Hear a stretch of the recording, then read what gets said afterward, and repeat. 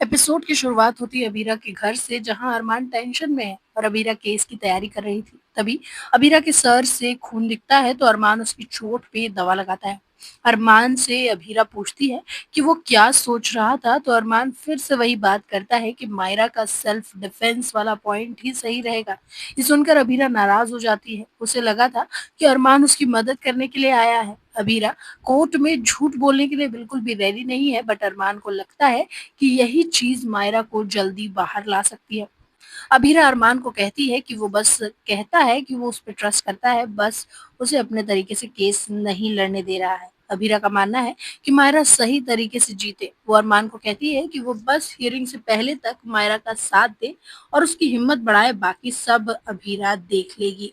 जिसके बाद अभी अरमान जबरदस्ती अभीरा को खाना खिलाने लगता है। इधर पोद्दार्स के घर में दमयंती ने कोहराम मचा रखा है क्योंकि दिशा की शादी के बाद रस्म नहीं कराई गई है। तभी दिशा बोलती है कि उसने खुद से ही मना किया था क्योंकि अभी घर में इतनी टेंशन है इसीलिए। साथ ही दादी सा ये भी कहती है कि इस वक्त ये रस्म करना पॉसिबल नहीं है, जिसके बाद दमयंती और नाराज हो जाती है और दिशा को जबरदस्ती खींच के रस्म कराने के लिए ले जाती है और साथ ही ये भी कहती है कि उसे पगफेरे के लिए उसके साथ वापस चलना है। जहाँ एक तरफ दिशा को दमयंती खींचती है तो दूसरी तरफ आर्यन। तभी दिशा सॉरी बोलकर मना कर देती है कि वो जब तक मायरा वापस नहीं आ जाती कोई रस्म नहीं करेगी। लेकिन कहानी में ट्विस्ट तब आता है जब अभीरा कोर्ट पहुंचने के लिए निकलती है। रास्ते में एक स्ट्रेंज कैब ड्राइवर और एक बलून वाला उसे डिस्ट्रैक्ट कर देते हैं और वो बलून वाला उसके ऊपर किसी गैस को रिलीज कर देता है, जिससे धीरे धीरे अभीरा को उसकी तबीयत खराब होने लगती है और वो थोड़ा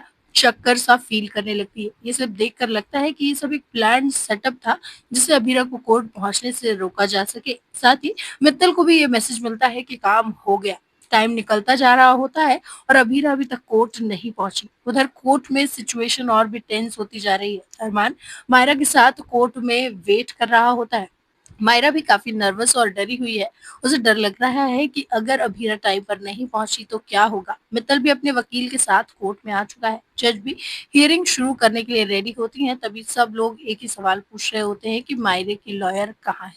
अरमान जज से थोड़ा टाइम मांगता है, कोशिश करता है कि वो क्लियरली अभीरा पर ट्रस्ट करता है और वो जरूर आएगी।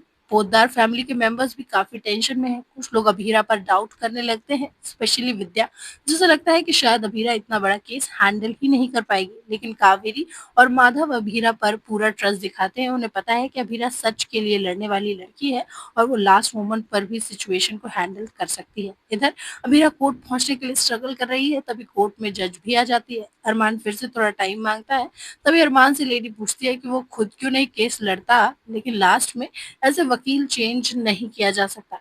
अबीरा भी इधर होश में आती है तो टाइम देखकर हैरान हो जाती है। दूसरी तरफ मित्तल का प्लान है अबीरा की अब्सेंस में फायदा उठाकर मायरा के केस को वीक बनाना। मायरा पर मित्तल बहुत ही सीरियस एलिगेशंस लगाता है। वो मायरा को मर्डरर तक कह देता है। ये सुनते ही कोर्ट रूम का एटमॉस्फेयर और भी हैवी हो जाता है। इसी बीच एक ड्रामेटिक मोमेंट आता है जब लगता है कि अबीरा शायद टाइम पर नहीं पहुंच पाएगी। तभी अबीरा कोर्ट रूम में एंट्री करती है। उसका सीन काफी पावरफुल होता है। सब लोग उसे देखकर शॉक हो जाते हैं। अबीरा डायरेक्टली जज के सामने खड़ी हो जाती है और कॉन्फिडेंटली बोलने लगती है कि वो मायरा का केस लड़ेगी। मित्तल तुरंत मायरा को मर्डरर बोलने की कोशिश करता है, लेकिन जज ऐसे शब्दों का यूज करने के लिए मना करती है। अबीरा भी इस चीज पर स्ट्रॉन्ग रिप्लाई करती है। वो कोर्ट में बोल्ड स्टेटमेंट देती है कि रियल मर्डरर मायरा नहीं बल्कि मेहर खुद है। तभी मित्तल का वकील कहता है कि उस केस में मेहर को अरमान ने ही बेकसूर साबित किया था, तो क्या शहर का सबसे बड़ा वकील ही गलत था और इसी बेसिस पे वो